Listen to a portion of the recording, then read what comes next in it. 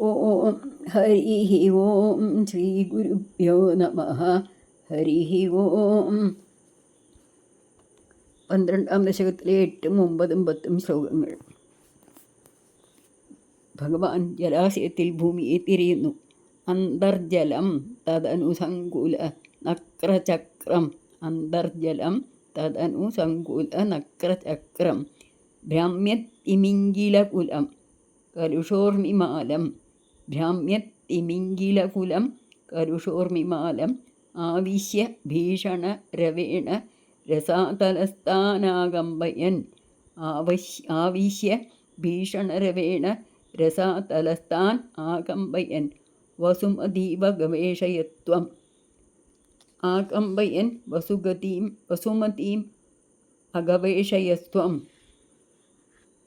ഇതെങ്ങനെയാ പദം മുറിക്കാൻ നോക്കാം. അന്തർജലം തദനു സങ്കുല നക്രചക്രം.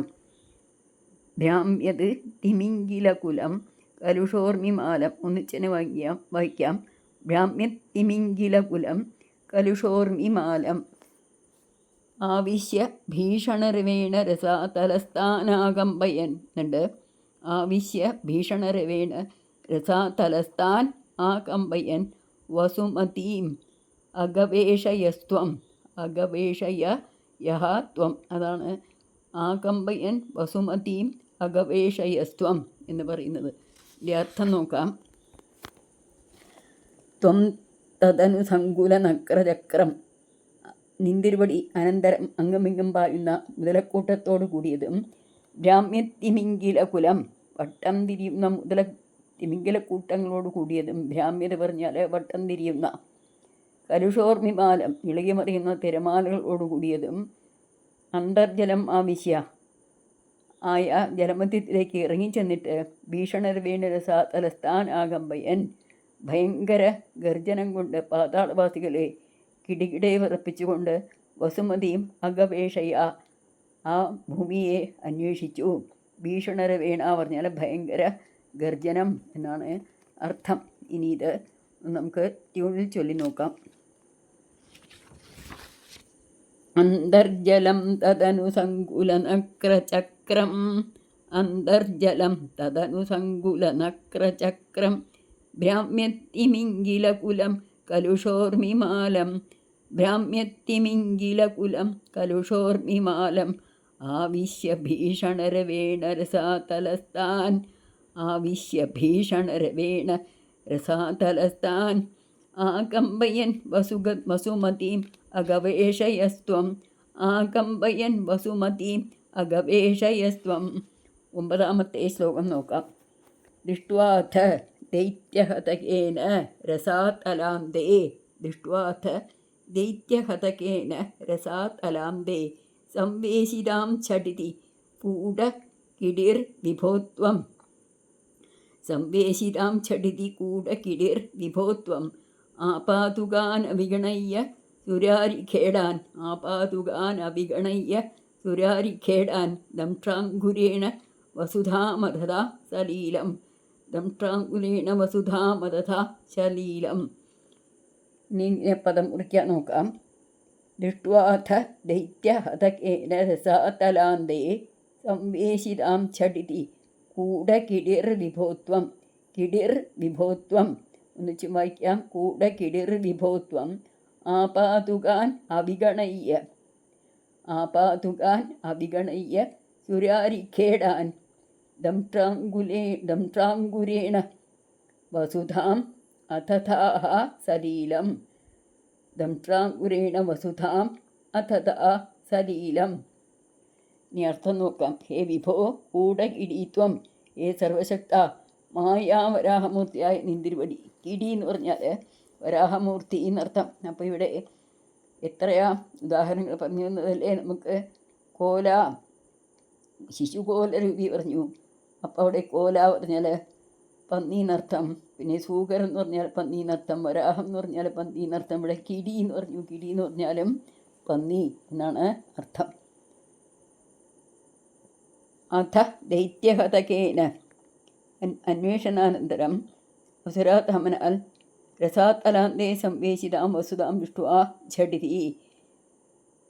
പാതാളത്തിൻ്റെ അടിയിൽ വിന്യസിക്കപ്പെട്ട ഭൂമിയെ കണ്ടിട്ട് വിന്യസിക്കുക പറഞ്ഞാൽ ഒളിപ്പിച്ചു വെച്ച ആപാതുകാൻ സുരാരിക്കേടാൻ വിഗണയ്യ പാഞ്ഞെത്തുന്ന അസുരാധരന്മാരെ അസുരാധമന്മാരെ കൂസാതെ സലീലം ദംഷ്ട്രാങ്കുരേണ അതദാഹ കടിയായി തേറ്റയുടെ അറ്റം കൊണ്ട് പൊക്കിയെടുത്തു. വിഭോ എന്ന് പറഞ്ഞാൽ ഭഗവാൻ എവിടേക്ക് ദുഷ്കരമായിട്ട് ഒന്നുമില്ലല്ലോ എന്നാണത്രേ അർത്ഥം. അതുകൊണ്ടാണ് ഭട്ടതിരിപ്പാട് അങ്ങനെയൊരു വിഭോ എന്നുള്ള പ്രയോഗം അവിടെ കൊണ്ടുവന്നത്.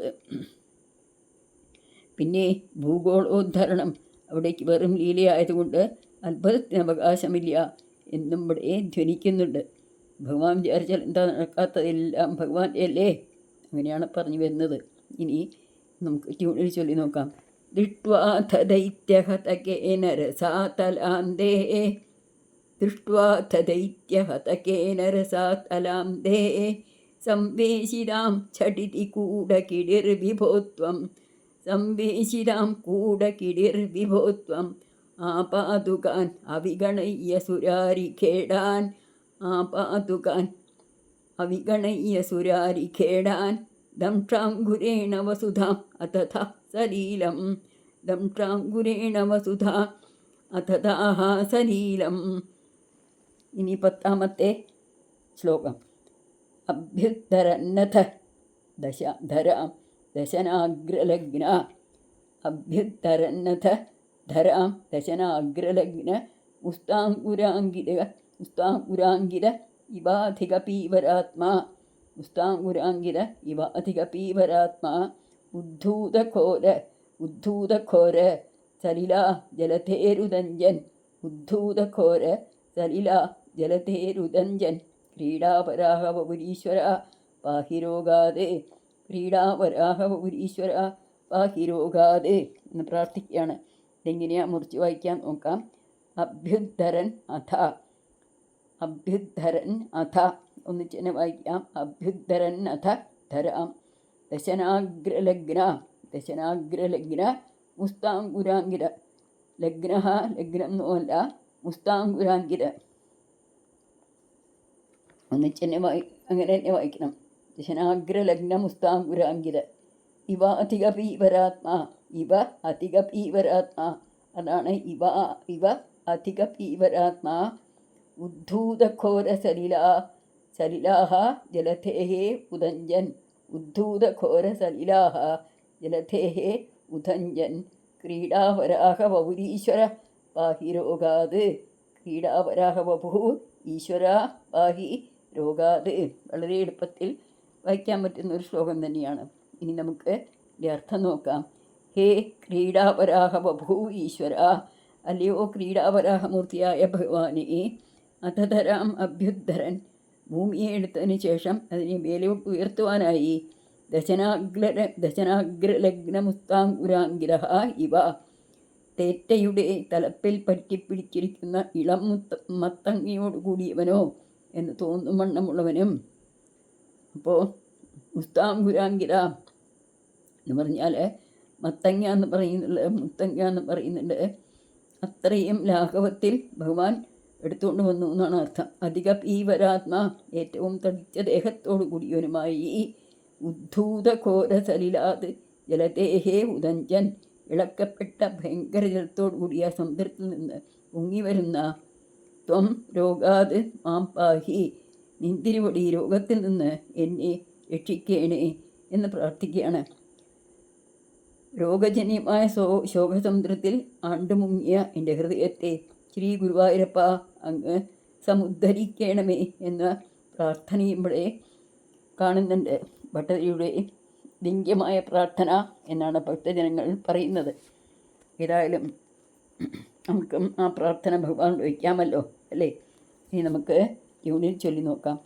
അഭ്യുദ്ധരൻ അഥ ധരാം ദശനാഗ്രലഗ്ന മുസ്താങ്കുരാങ്കിര ഇവാധികപീവരാത്മാ അഭ്യുദ്ധരൻ അധധരാം ദശനാഗ്രലഗ്നമുസ്താങ്കുരാങ്കിര ഇവ അധികപീവരാത്മാ ഉദ്ധൂതഘോര സലിലാഹ ജലധേഹേ ഉദഞ്ജൻ ഉദ്ധൂതഘോര സലിലാ ജലധേരുദഞ്ജൻ ക്രീഡാവരാഹ വപുരീശ്വര പാഹി രോഗാത് ഉദ്ധൂതഘോരസലിലാ ജലധേരുദഞ്ജൻ ക്രീഡാവരാഹവപുരീശ്വര പാഹി രോഗാത് സർവത്ര ഗോവിന്ദനാമ സങ്കീർത്തനം. ഗോവിന്ദ ഗോവിന്ദ. ഹേ ഗുരുവായൂരപ്പ, രോഗജന്യമായ സമുദ്രത്തിൽ അടിയങ്ങളും ആണ്ടുകിടക്കുകയാണല്ലോ. അങ്ങ് ഭൂമിയെ രസാതലത്തിൽ നിന്ന് പൊന്തിച്ചു കൊണ്ടുവന്ന പോലെ, ഉയർത്തിക്കൊണ്ടുവന്നത് പോലെ ഞങ്ങളുടെ രോഗമാകുന്ന ഈ